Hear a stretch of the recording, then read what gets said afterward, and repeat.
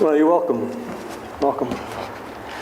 We gather tonight in a spirit of celebration, and the celebration of many things. Over 100 years ago, the Irish poet Gerard Manley Hopkins must have been thinking of a day like today when he wrote, "Nothing is so beautiful as spring, when weeds in wheels shoot long and lovely and lush." So join me tonight to celebrate wondrous things. To paraphrase Peter Fallon, the world is ablaze with thanks to the Maker. Spring is gifting us with poetry in the air all around us. And it is here in the room with us tonight. For this we owe thanks, of course, to our two guest poets, but we also owe a special thanks to Charles and Monica Heimbold, who are also here with us tonight. 10 years ago, the Charles A. Heimbold Chair in Irish Studies was inaugurated. Its mission, to invite the best of Irish writers to be with us in residence for the spring semester of each academic year. So spring and Irish poetry go hand in hand for us here. The first holder of the Heimbold Chair was Peter Fallon. And nearly 10 years ago to the day, it was April 4th, 2000. In this same room, Peter joined with Seamus Heaney for the inaugural Heimbold reading. In the intervening 10 years, Villanova, and in particular the Irish Studies program, has hosted what reads like an honor roll of Irish writers in residence as holders of the Charles Heimbold Chair. Nuala Ní Dhomhnaill, Eamon Grennan, Marina Carr, Michael Cody, Vonag Rourke, Conor O'Callaghan, Sebastian Barry, Claire Keegan, Jerry Daw, and this semester poet John McAuliffe. We have been blessed indeed. So thank you, Charles and Monica. Your gift has enriched us all and will continue to do so. Please rise. Please.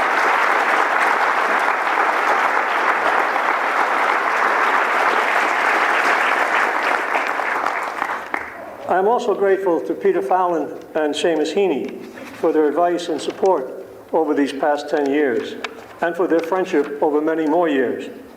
It means a great deal to me personally, and to my wife, Kath, to have them back with us again. It is indeed spring, a time to celebrate many wondrous things. Tonight's reading is also the culmination of a special undergraduate English course.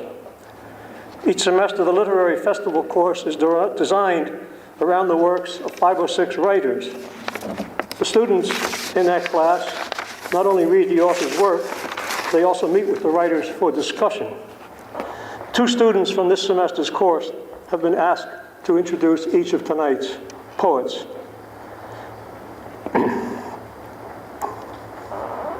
My notes are mixed up again. Excuse me.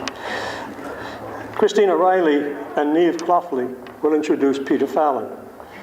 And then Chelsea Woods and Samantha Ronan will introduce Seamus Heaney. We appreciate your understanding that there will be no opportunity for book signings this evening.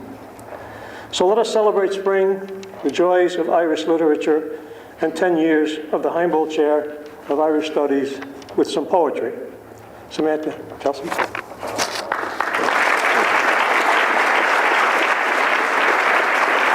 Christina and me.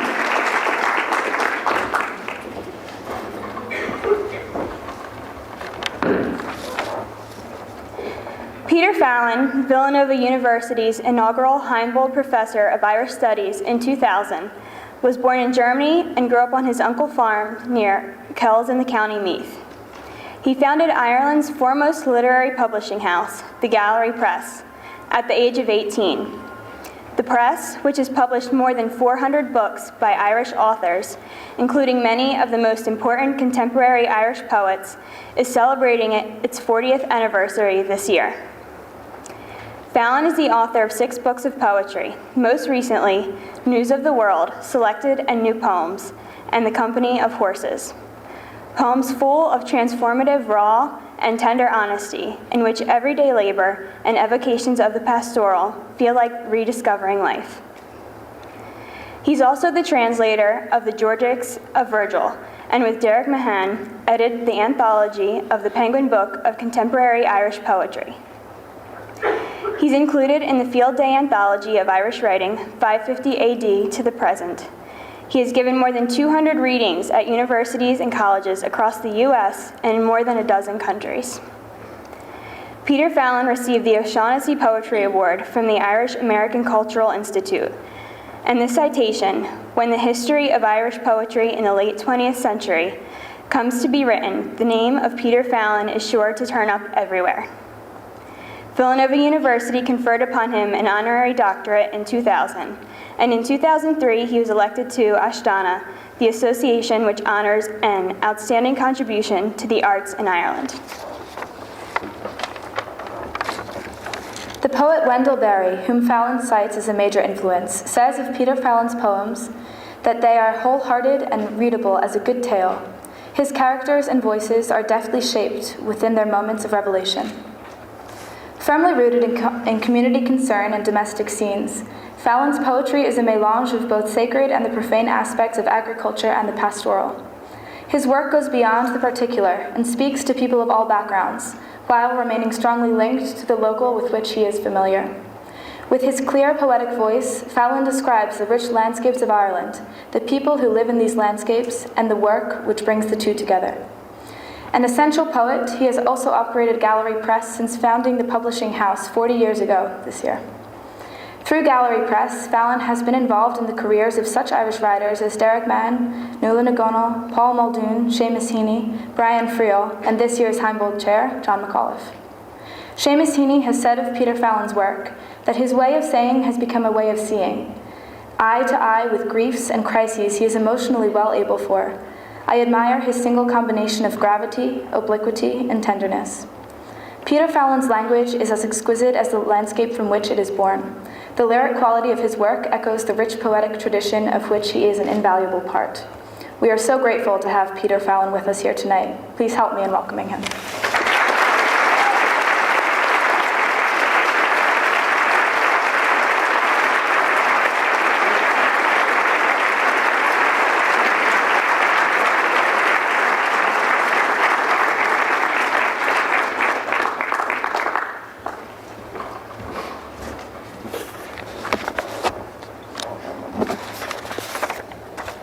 I could have listened to more of that, I must say.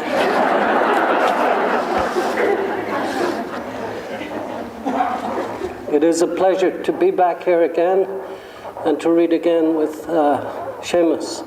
As Jim mentioned, 10 years ago, we had this privilege, and I remember thinking with some surprise that for all the years of our friendship up to that, and the fact that we had often introduced each other in the United States and in London and in Ireland, we had never actually read together before that day. And shortly after the reading, I was driving away from here and I pulled in to get petrol in the Shell place at the end of campus and went in to pay. And there was this moment of clear half recognition by the woman that I was to give the money to. And I could see her thinking, I know that person from somewhere, and immediately my breast started to swell with the notion that my poems had touched her life in some way.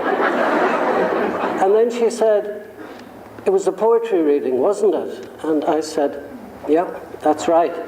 Certain by this stage that my poems had become beacons by which she would conduct the rest of her days. And then she said, you're Seamus Heaney, aren't you? And I said, that's right.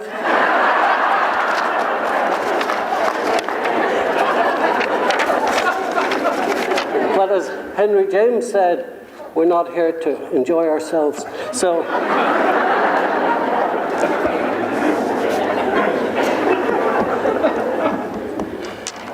go. Then go beyond the reach of road, lane, beaten path, or set of single prints, deep into the realm of stillness. There you bear the sores and sorrows of a neighbor, the illness of a friend. There a rock pool convalesces at once after a spill of rain. Look out where landfall coalesces with the sea's sheet iron, and see yourself for that split second before the wind's blade shreds the mirror of the bay. Nothing has stalled that sound the length of time. On any day, in any weather, those shards and shatters glisten. The morning is telling you your life. Listen.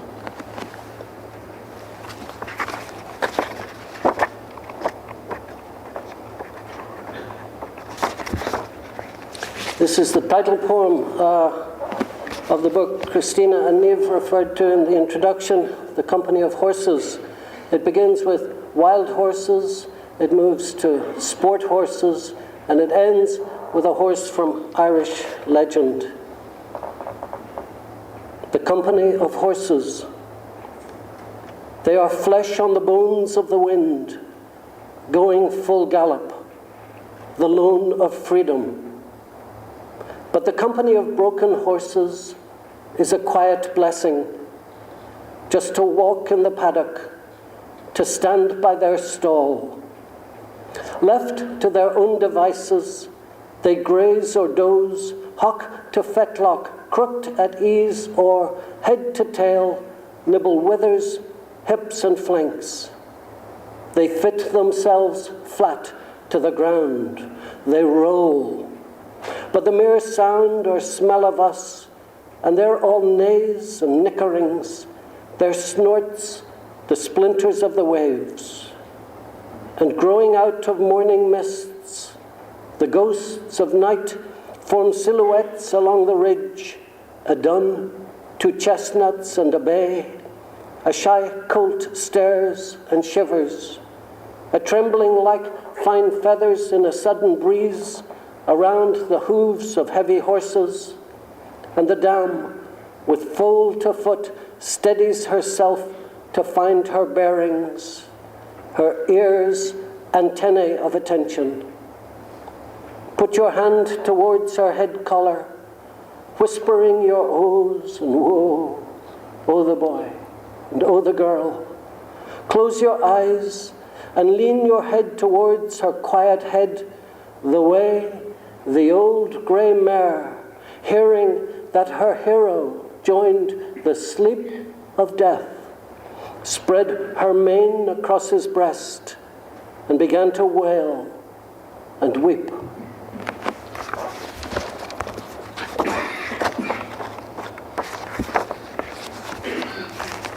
In the introduction, you heard also of my reverence for Wendell Berry, the Kentucky writer and farmer, writer of poems, essays, novels, a man that I'm fortunate enough to become a friend of, I hope. And, I remember once, after some correspondence and various friends that we had in common put us in touch, he invited me to visit him in Kentucky, and I gladly accepted and followed the instructions towards his place. I flew to Kentucky, I hired a car, I was driving out there, and I realized that as I approached the house, I just became incredibly nervous. And I thought, this man is too good for me, and it's going to be a disaster. And I went up to the door and knocked nervously, and Tanya, his wife, came out, and to prolong the suspense and the strain of this, she said, Wendell's not here. He's down in the barn. Would you like to go down? And I went down, and I saw him. He stood up. He was milking a cow. And he said, she's a mighty splashy shitter. The first words he said to me, and I thought we'll get along just fine. So I mention that because it sneaks into this poem, which is called A Refrain, and maybe with the chaos caused by the grumblings of the earth at the moment, it's not inappropriate to mention some of the man-made shadows that were put into the sky as well at another time. A refrain.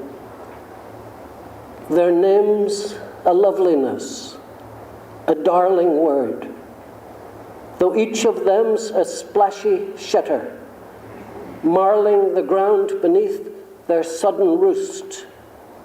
Each of them's one of a flock you'd count, that used to be uncountable, that dimmed the sun, and now you watch mount a sycamore and make of it a vocal chord until they wheel away affrighted or simply of their own accord.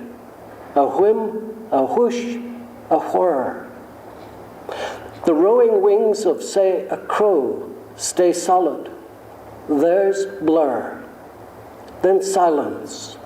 Their one part chatter, two parts cackle, betray the part their minor bird, or, if you like, southern grackle, working their way, wings and grey mantle, a fletch of petrol stains, till some of them fetch up in the poisoned lands of new estates, old farms, their pesticides, while others stall among the smoke alarms of the oil fields on fire along their flight paths, through the flashpoints of the Tigris and Euphrates, noon skies as black as night. Iridescent scavengers, they'd come and go across your life like that apostle's shadow, healing all it brushed against. They came and went for years, a clockwork swipe across September, and now one reappears, part of a warbling quarrel. We say, where have you been, starling? What tales you'd have. Our pleas and prayers for you are sing.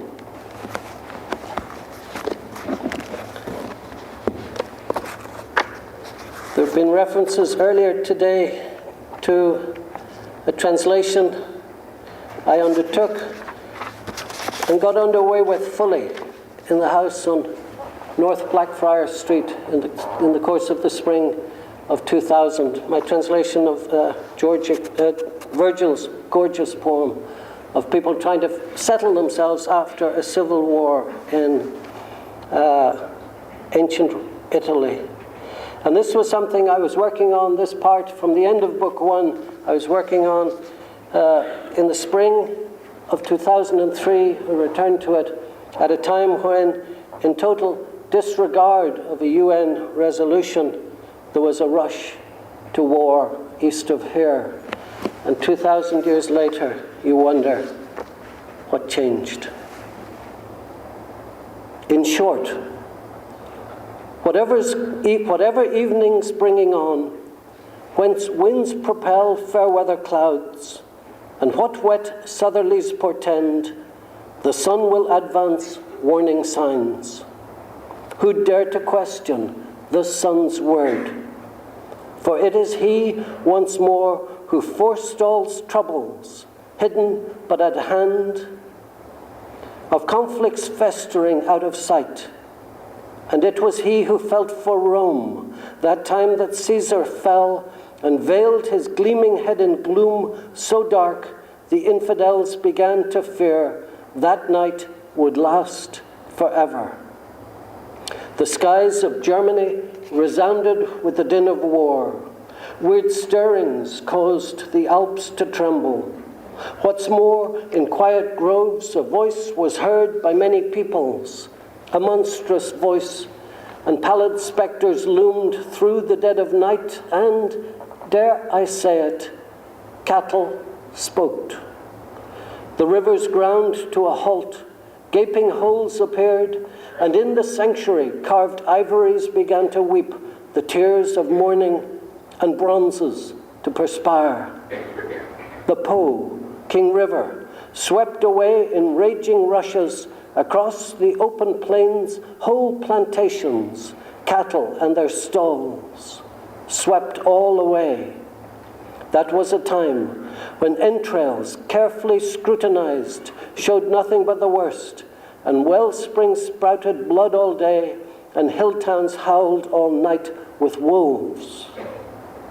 Nothing surer than the time will come when, in those fields, a farmer plowing will unearth rough and rusted javelins, and hear his heavy hoe echo on the sides of empty helmets, and stare in open-eyed amazement at the bones of heroes he's just happened on. Stand back. Don't block the way of this young one who comes to save a world in ruins. For right and wrong are mixed up here. There's so much warring everywhere. Evil has so many faces, and there is no regard for the labors of the plow. Bereft of farmers, fields have run to a riot of weeds. Look here, the East is up in arms. Look there, hostilities in Germany. Neighboring cities renege on what they pledged and launch attacks. The whole world's at loggerheads, a blasphemous battle. As when, right from the ready, steady go, chariots quicken on a track until the driver hasn't a hope of holding the reins, and he's carried away by a team that pays heed to nothing, wildly away and no control.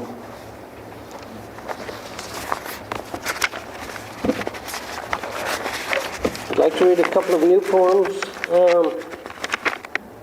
The first of them is called A Summer Flood, and it's a record of feelings often of helplessness when a daughter, 16, 17, is faced with all of those troubles that assail a young one, and you wish you had that magic wand, and you know you haven't, and must stand there and hope to be a help if and when you can be. A Summer Flood.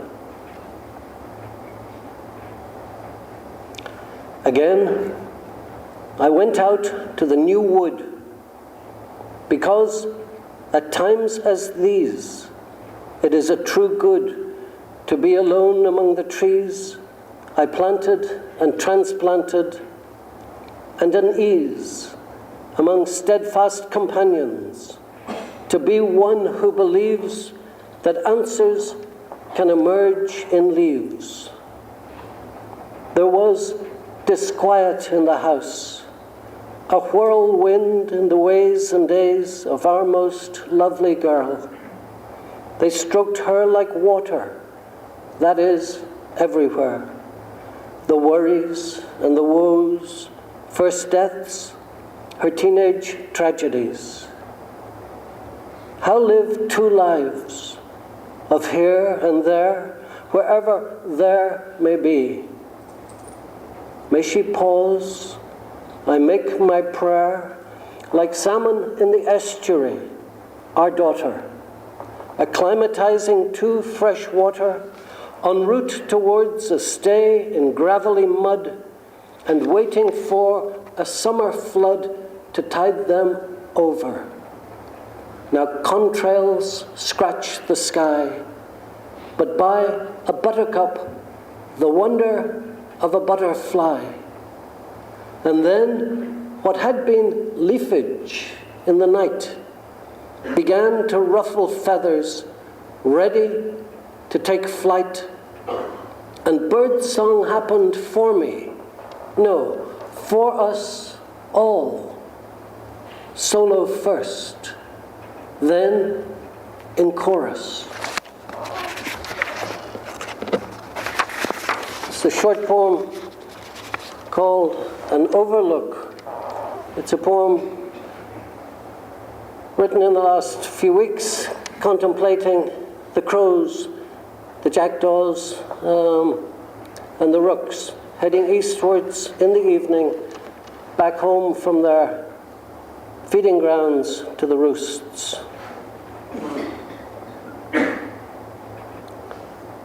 They have ruffled the embers of evening and flap from its flames.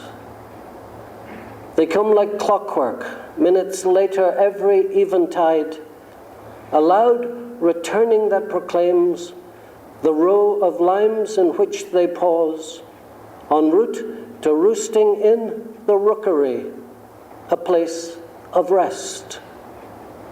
They sketch black scripture in the sky. They watch from trees where they don't nest.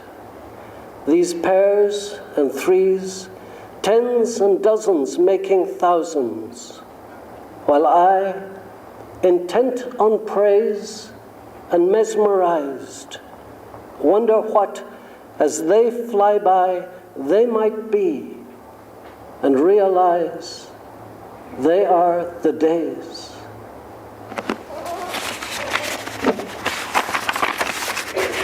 Perhaps two more poems. Maybe there's a companion piece to A Summer Flood, a poem called Firstborn. Watching the hardiness of snowdrops this winter coming, being kind of beaten by snow and hard frosts and coming again and staying, the first brightness, if you like, of the year and the presagers of the spring that Jim has been mentioning. Firstborn.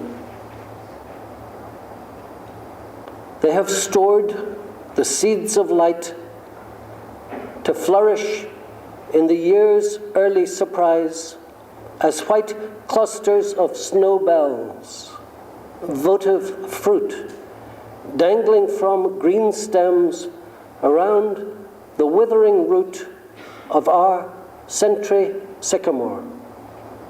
Their each head droops, cowed by any frost, but huddled in clumped companies, these shy troops marshal to surmount the force of winter from spring quarters, their annual unfailing fount. Fair maids of February, bridesmaids of Candlemas, day stars in the sky of now, their mute accolades assert themselves in milk tears or in pearls of joy.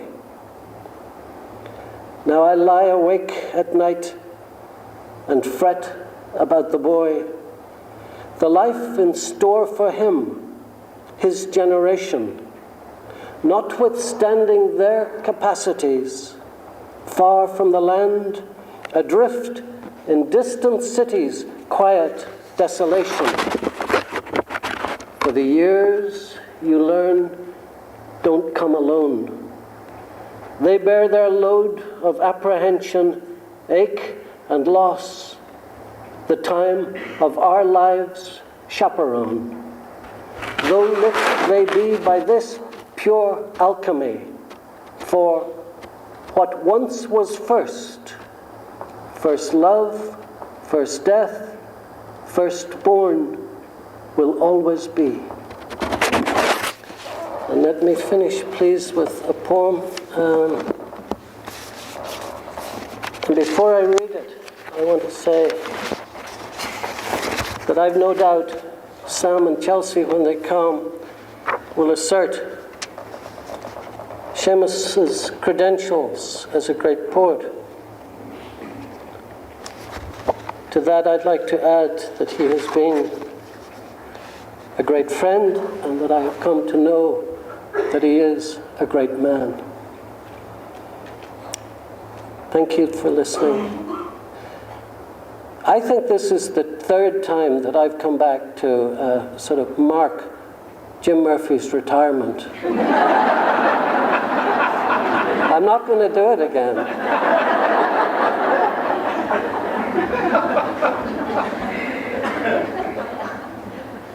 Thank you for your attention. Gate. There's no track of a hedge, no trace of a fence. In the middle of a field, an iron gate, and no evidence of path or passage. It clings to rusty hinges on chiseled stone. It hardly infringes on the course of stock. For cattle, a pair of scratching posts. For the colt and chestnut mare, a nuzzling place where you pause, and again you contemplate, in the middle of open grazing, your fate by a gate that stops nothing and points nowhere. Say for a moment, the field is your life, and you come to a gate at the center of it. What then? Then you pause and open it and enter. Thank you very much.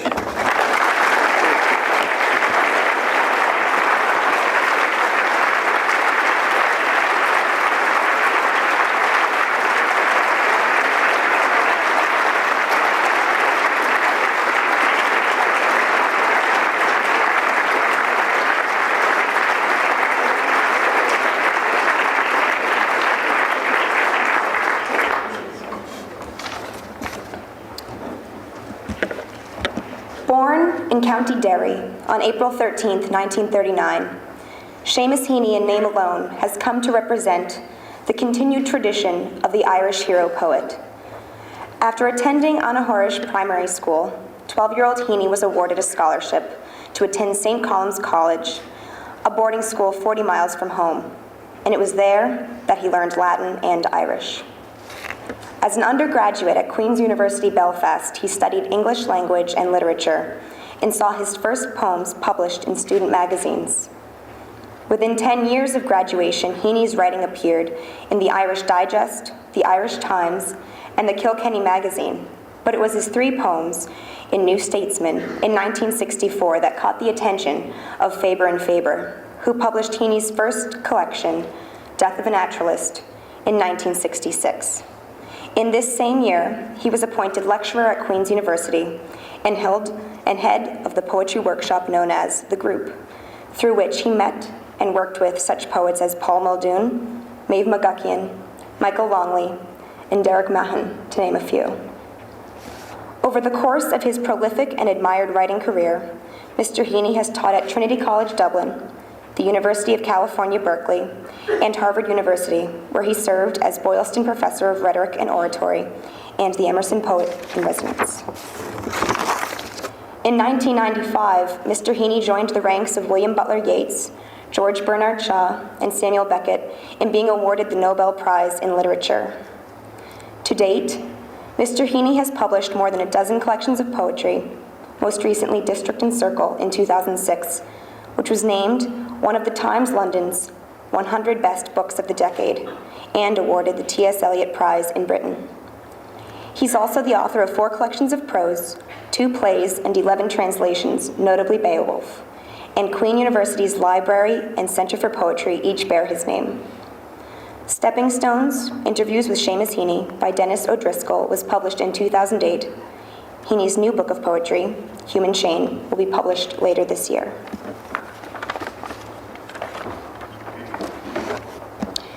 In the 1970s, Robert Lowell called Seamus Heaney the best Irish poet since Yeats. In the mid-90s, Richard Tillinghast wrote in the New York Times that anyone who reads poetry has reason to rejoice at living in the age when Seamus Heaney is writing. Heaney's illustrious career spans decades, pages, and lines. He is a poet of the earth, opening the ground of Ireland, Irish culture, and history to his readers. His poems are at once eloquent and plain-speaking, capturing readers with their vivid images and stark language. With a pen that rests snug as a gun, Seamus Heaney transports his audience to a wild landscape and a complicated people. His writing is political, pastoral, and passionate. It also acknowledges its own separation from the land. As former British poet laureate Andrew Motion said in The Guardian in 2006, reviewing District and Circle, Heaney remains interested in the numinous and the transcendent, but the extraordinary is implicated in the ordinary, and vice versa. It is no wonder that a poet of such moral force, lyric beauty, and penetrating eye has been honored with the Nobel Prize in Literature. In his 1995 speech accepting the award, Mr. Heaney remarked that he wants a poetry that satisfies the contradictory needs which consciousness experiences at a time of extreme crisis.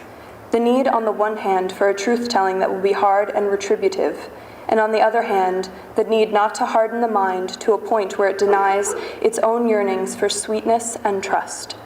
Indeed, Mr. Heaney's lifetime of work encompasses this important vision for what poetry is and can do. And so without further delay, I introduce to you one of the great poets of our time, Mr. Seamus Heaney.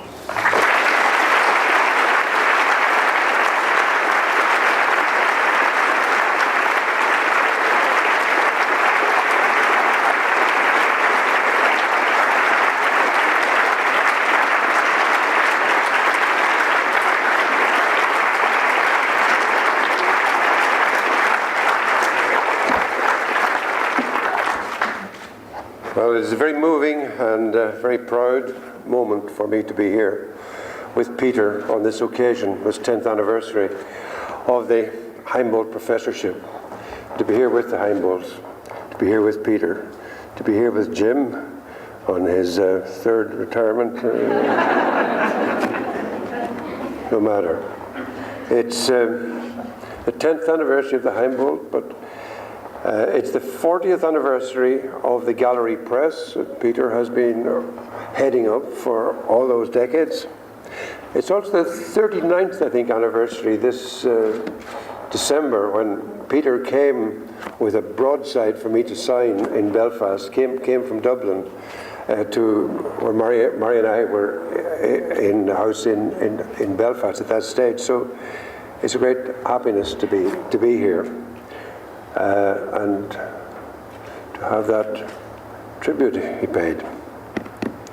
Yeats, W.B. Yeats, great poet, full of quotations that T.S. Eliot once said about his poem, The Wasteland.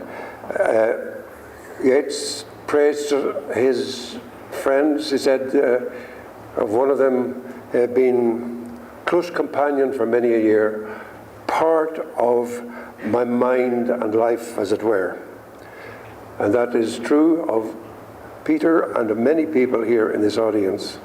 The trip back to Villanova reminded me the welcome that I've had in colleges from writers in this district from early 70s, from many, many of the colleges and universities. So there's a great sense of hospitality. I thought I might just start with I will read a poem or two, all right, but I'm thinking of a 100th anniversary party that I attended, Mary and myself, many years ago. The 100th anniversary of the birth of T.S. Eliot in 1988, it was, in London, in Lloyd's Bank. T.S. Eliot was given not only a party on his 100th birthday by Lloyd's Bank, but a nervous breakdown in the 1920s. So he had been overworking himself there. I mean, there were other factors in it, but that definitely was part of it. Anyway, Sir Geoffrey Mossman was the chairman of the bank when we were there for the party. And Mrs. Eliot was there too, and so on. We said, well, of course, he said, truly, he said, Eliot wasn't the only great poet to work for Lloyd's Bank. He said, Welsh poet Vernon Watkins also worked for Lloyd's Bank, he said. Vernon worked in Swansea in Wales, refused all promotion in order to devote himself entirely to his poetry. But, he said, Vernon was a branch man. Eliot was very much head office, he said. Like Peter Fallon, Eliot was a poet and a publisher. And the great thing about Peter is, as publisher, he has head office. As poet, he retains his secret individual source life north of Dublin, just as Frost said, north of Boston. And the work comes from there. He is the true farmer poet, has worked on the farm. I want to begin with the poem that Jim mentioned earlier, not in this company, but to me, a poem called Digging, which is the first poem in my first book. And it goes like this. Between my finger and my thumb, the squat pen rests, snug as a gun. Under my window, a clean, rasping sound, when the spade sinks into gravelly ground. My father digging. I look down till his straining rump among the flower beds bends low, comes up 20 years away, stooping in rhythm through potato drills where he was digging. The coarse boot nestled on the lug. The shaft against the inside knee was levered firmly. He rooted out tall tops, buried the bright edge deep to scatter new potatoes that we picked, loving their cool hardness in our hands. My God, the old man could handle a spade, just like his old man. My grandfather cut more turf in a day than any other man on Toner's bog. Once I carried him milk in a bottle, corked sloppily with paper. He straightened up to drink it, then fell to right away, nicking and slicing neatly, heaving sods over his shoulder, going down and down for the good turf, digging. The cold smell of potato mould, the squelch and slap of soggy peat, the curt cuts of an edge through living roots awaken in my head. But I've no spade to follow men like them. Between my finger and my thumb, the squat pen rests. I'll dig with it. The country where I grew up, the culture I grew up in, was mostly agriculture country. And work was thought of as physical work. If you're upstairs reading a book, you couldn't say, but I'm working.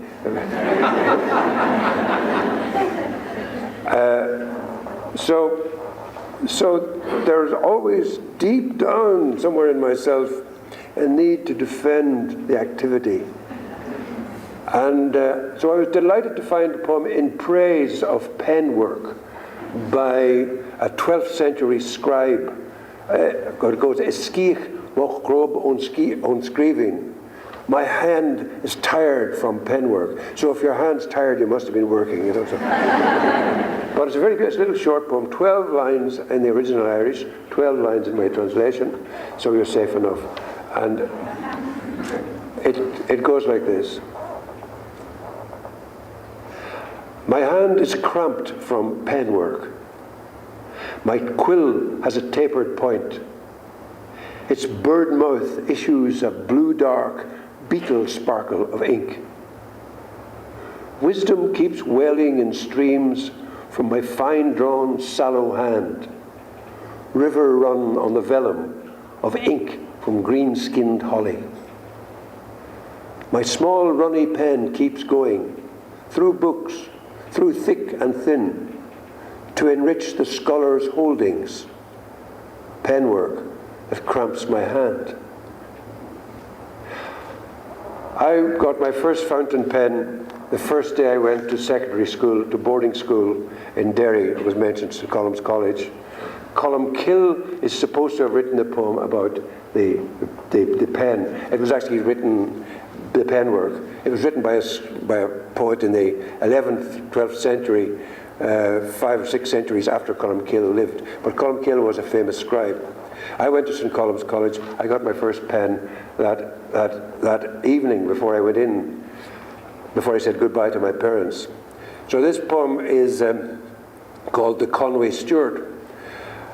But I have to dedicate this poem to a friend from this town who made me a gift of a mighty pen here about, 30 years ago. Bill Roberts gave me a much more distinguished make-up pen, a Mont Blanc, a mighty creature. And I don't bring it with me anywhere. It stays in state on my desk at home. So, Bill, thanks a lot. This is.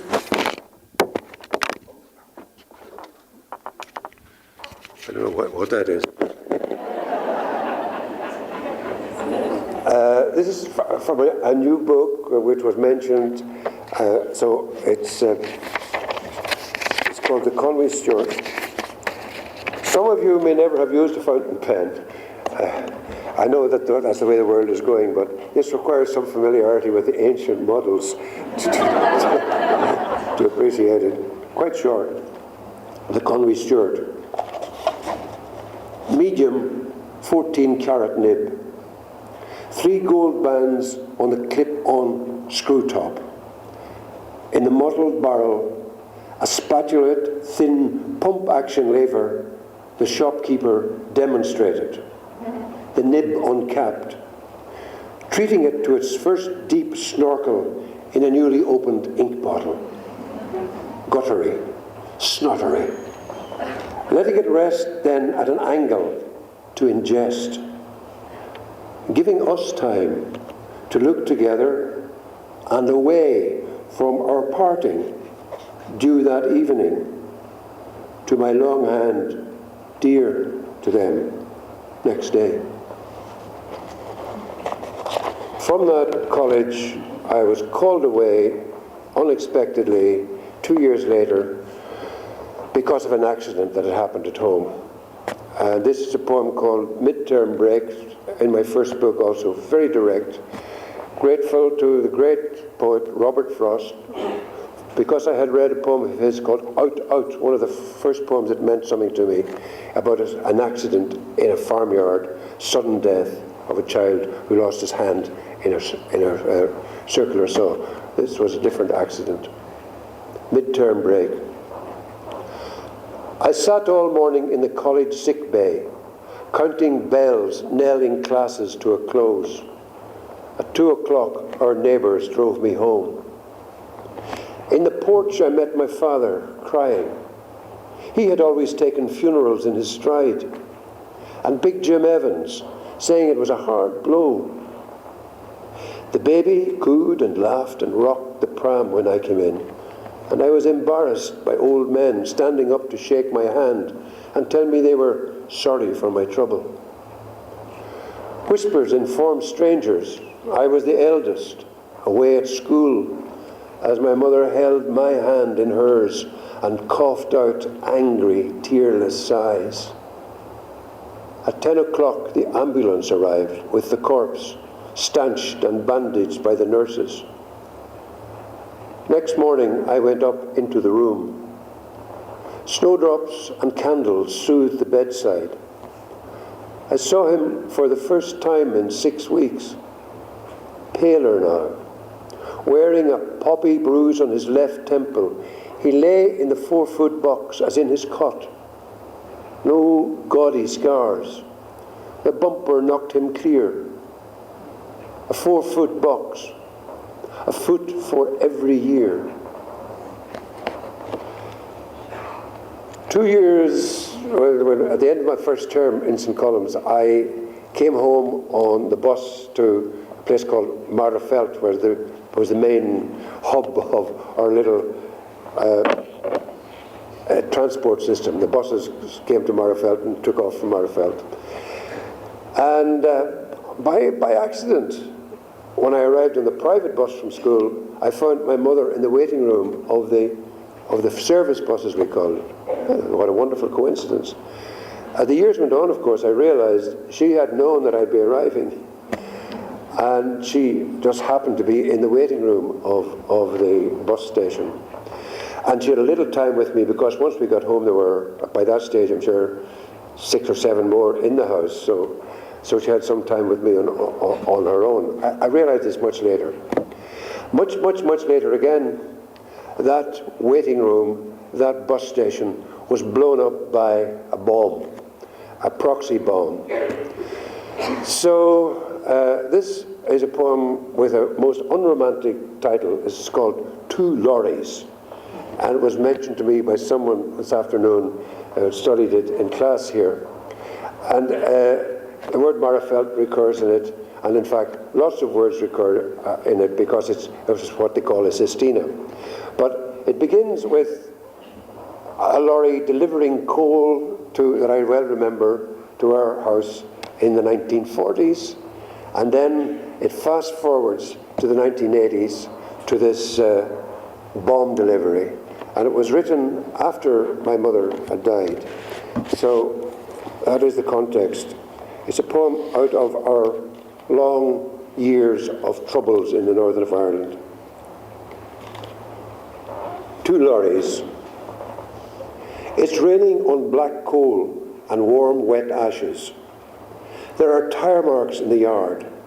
Agnew's old lorry has all its cribs down, and Agnew the coal man with his Belfast accents sweet-talking my mother. Would she ever go to a film in Marafelt? But it's raining, and he still has half the load to deliver further on. This time the load our coal came from was silk black, so the ashes will be the silkiest white. The Marafelt via Tombridge bus goes by. The half-stripped lorry with its emptied, folded coal bags moves my mother. The tasty ways of a leather-aproned coal man, and films no less, the conceit of a coal man. She goes back in and gets out the black lead and emery paper, this 1940s mother, all business round her stove, half wiping ashes with a backhand from her cheek, as the bolted lorry gets revved and turned and heads for Marafelt and the last delivery. Oh, Marafelt. Oh, dream of red plush and a city coalman. As time fasts forwards and a different lorry groans into shot up Broad Street with a payload that will blow the bus station to dust and ashes.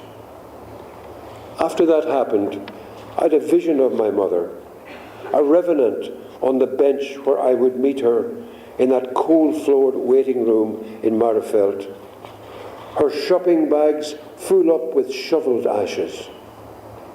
Death walked out past her like a dust-faced coalman, refolding body bags, plying his load, empty upon empty, in a flurry of moats and engine revs. But which lorry was it now? Young Agnew's, or that other, heavier, deadlier one, set to explode in a time beyond her time in Marafelt? So tally bags and sweet-talk darkness, coalman. Listen to the rain spit in new ashes as you heft a load of dust that was Marafelt. Then reappear from your lorry as my mother's dreamboat coalman, filmed in silk white ashes.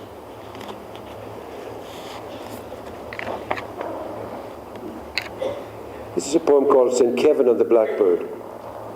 Irish poetry from the beginning, from the 8th, 9th century on, is full of poems about blackbirds. They're full of life. Their gold beak is praised, their quickness in the hedge, and so on. But this is a story told by a Norman who came to Ireland in the 12th century. He was a bishop who accompanied the Norman conquerors of the country. He was Gerald from Wales, Geraldus Cambrensis. And like those who accompany invaders and write their reports, he said, basically these people needed to be conquered, because what would they know about running a country? I mean, they needed, they didn't need democracy, they needed a dose of feudalism, so they got it. But Geraldus, explains what their inadequacies, but he also tells some wonderful stories about what was going on in Ireland. And this is one of them, about St. Kevin and the Blackbird. These early monastic monks, the saints, prayed in the shape of the cross because they would represent the cross, but also because it would be more painful and more penitential, and more grace would be gained, presumably, by suffering like this. So this is about St. Kevin and the Blackbird. And then there was St. Kevin and the Blackbird. The saint is kneeling, arms stretched out inside his cell. But the cell is narrow, so one turned up palm is out the window, stiff as a crossbeam, when a blackbird lands and lays in it and settles down to nest. Kevin feels the warm eggs, the small breast, the tucked neat head and claws, and finding himself linked into the network of eternal life is moved to pity. Now he must hold his hand like a branch out in the sun and rain for weeks until the young are hatched and fledged and flown. And since the whole thing's imagined anyhow, imagine being Kevin. Which is he? Self-forgetful or in agony all the time, from the neck on out down through his hurting forearms? Are his fingers sleeping? Does he still feel his knees? Or has the shut-eyed blank of under-earth crept up through him? Is there distance in his head? Alone and mirrored clear in love's deep river, to labour and not to seek reward, he prays. A prayer his body makes entirely, for he has forgotten self, forgotten bird, and on the riverbank, forgotten the river's name. I added as best I could to the genre of blackbird poems and wrote a poem called The Blackbird of Glanmore, which is a blackbird that appears in this beautiful little quiet cottage we have in County Wicklow, where I have done a lot of writing. And in this poem is a poem really with a strong sense of mortality in it. It goes back to that moment when the child, a moment of loss of the young brother. But it also goes back to something an old neighbour said at that time to my mother after the accident. She belonged to the old world, a superstitious old lady, and she saw meaning in everything that happened, in signs, like Virgil's account in the Georgics that Peter read there. But she saw this bird on the shed roof, and it sat there for a couple of 3 days, and she said to my mother afterwards, that bird that was sitting there before Christopher's accident, she said, I never liked that. Never liked that. So there's another thing in this. There's a quotation from a translation I did of a play by Sophocles called Philoctetes. And Philoctetes is suffering great pain at one point, and he says, I want away to the house of death, to my father. So this is the Blackbird of Glanmore. On the grass when I arrive, filling the stillness with life, but ready to scare off at the very first wrong move. In the ivy when I leave. It's you, blackbird, I love. I park, pause, take heed. Breathe. Just breathe and sit. And lines I once translated come back. I want away to the house of death, to my father, under the low clay roof. And I think of one gone to him, a little stillness dancer, haunter son, lost brother, cavorting through the yard, so glad to see me home, my homesick first term over. And think of a neighbour's words, long after the accident. Yon bird on the shed roof, up on the ridge for weeks. I said nothing at the time, but I never liked yon bird. The automatic lock clunked shut. The blackbird's panic is short-lived. For a second, I have a bird's eye view of myself, a shadow on raked gravel in front of my house of life. Hedgehop, I am absolute for you, your ready talk back, your each standoffish comeback, your picky, nervy goldbeak, on the grass when I arrive, in the ivy when I leave. Just read two more poems. They're from this book that my introducer mentioned, Human Chain. And the book is dedicated to two couples, four very dear friends, who were great assistants to me at one particular moment in my life, but are lifelong friends. Two of them being Peter and his wife Jean. They were present in 2006 when I had a minor stroke and I needed a great deal of help to get downstairs and a great deal of help to be looked after. And I was looked after fine, thanks to their help, and services came and I was well and truly miraculously saved and fresh as paint after that. But I couldn't help thinking afterwards of the very beautiful story in the New Testament of the man sick of the palsy who wants to get in to Christ, to his healing. And there's a big crowd around him. It's like a Peter Fallon poetry reading in a crowd around everybody. And they can't get in. They can't get into the Savior, to the healer. So they take the man upstairs, up to the roof. They take off the tiles and they lower him down. And I was carried downstairs on that morning by friends, and I realized then, of course, the Savior, the healer were important. Of course, the miracle of the man was important. But central to all this were the friends who carried him in. So this poem is called Miracle. And it's short.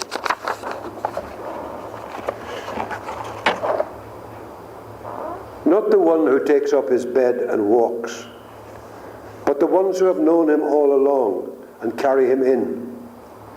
Their shoulders numb, they ache and stoop, deep locked in their backs, the stretcher handles slippery with sweat, and no let up until he's strapped on tight, made tiltable, and raised to the tiled roof, then lowered for healing. Be mindful of them as they stand and wait for the burn of the paid out ropes to cool, their slight lightheadedness and incredulity to pass, those ones who had known him all along. A copy of Treasure Island, illustrated by Wyeth, one of my favourite, anybody's favourite book, Treasure Island. So this poem involves a scene from Treasure Island from the end of the book where Jim Hawkins is assailed by the villainous Israel Hands, who's come with a knife between his teeth up the shrouds to get Jim up the masthead. He has no way of escaping. So he has to shoot Israel Hands.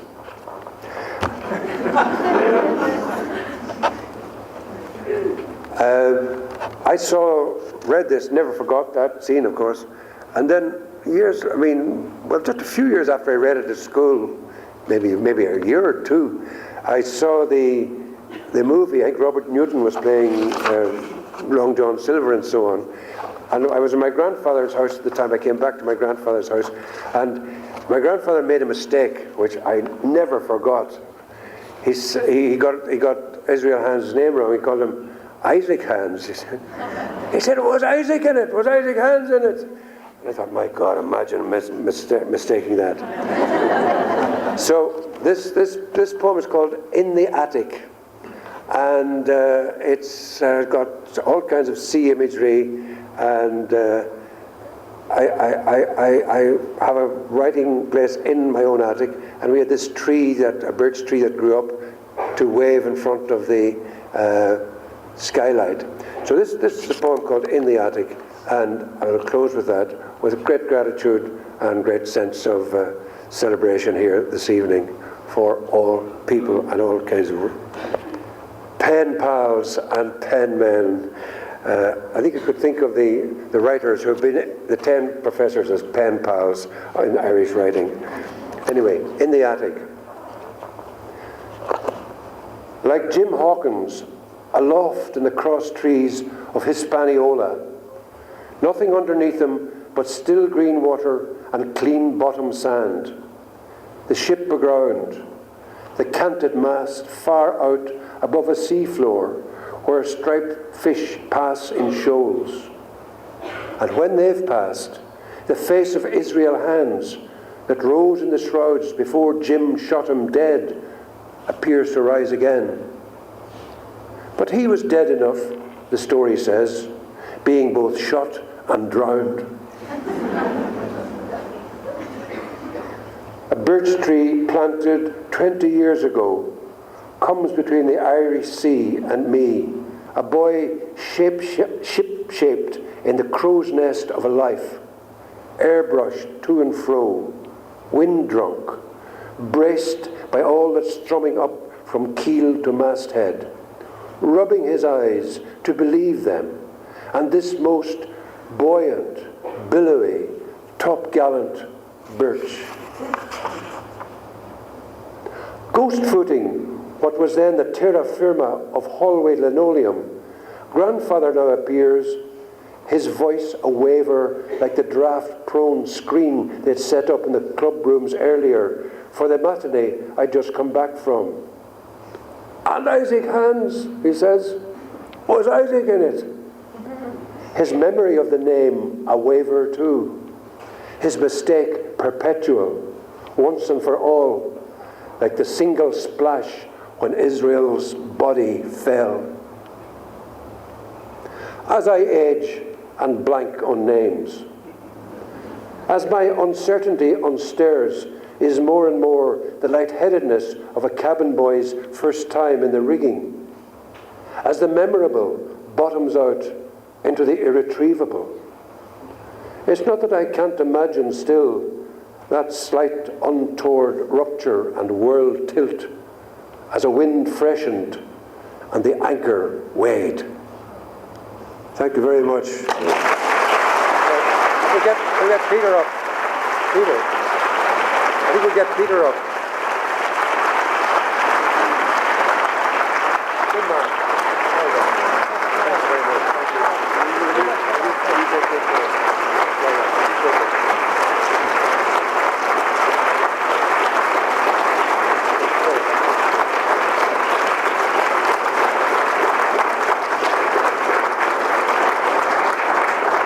Please forgive me for a slight detour in the program. I don't mean in any way to try to steal the last word from Seamus. But it's important that this enters the air of this evening. As you've heard, and it's been properly established and proper thanks have been given, I think, for it, through the beneficence of Charlie Heimbold and his family, the way for a number of Irish writers to come here was prepared. Through the good welcome and care of Jim Murphy and his colleagues, and we must say of Cathy, that way was guaranteed to be good. Those breakfasts at the farmer's market, those excursions to Gennardi's, those research excursions to Galifty's and Annie's, and I could go on. The experiences for various writers in various genres and often of their families was rich and rewarding. And now, as a small gesture of appreciation for Jim's contribution to the pleasures and privileges of our being here, and as a minusculum of gratitude on the eve of his retirement, I tracked down each of the holders of the chair and a handful of friends like Seamus, Paul Muldoon, and Derek Mahan, and asked them to inscribe something into a book for Jim. And that sum of somethings, a token of respect and the bonus of friendship from his peers, and on behalf too of all the generations of students for whose well-being he has shown such concern, I would like now to ask Seamus to present this book of manuscripts with gratitude and love. To Jim.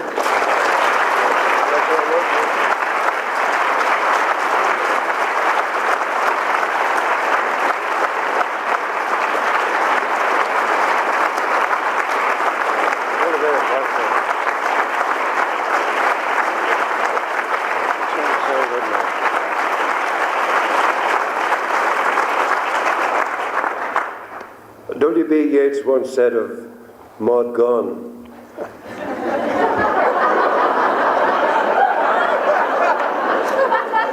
many things,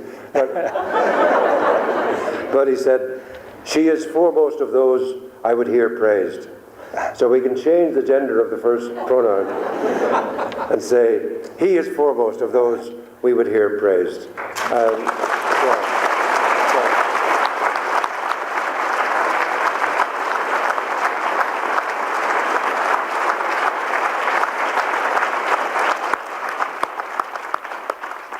It's a great sweetness for Mary and myself to be here on this occasion for Jim and Kathy, and to be with Peter, and to be doing it in the presence of the Heimbolds, and with all the pen pals in this book. So Jim has been, again to quote Yeats, a hearer and heartener of the work, and the work continues. It never ends. It keeps going. Bless you.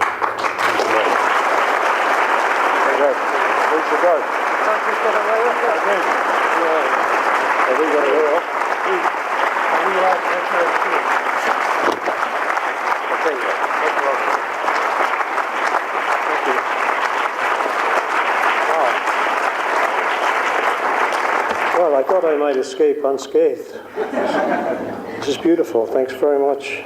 And seeing all these names in here, I realize how many pen pals I do have, and it makes me even more sure that my work, my career hasn't been, as I said a little earlier, in upstairs, not work at all. Because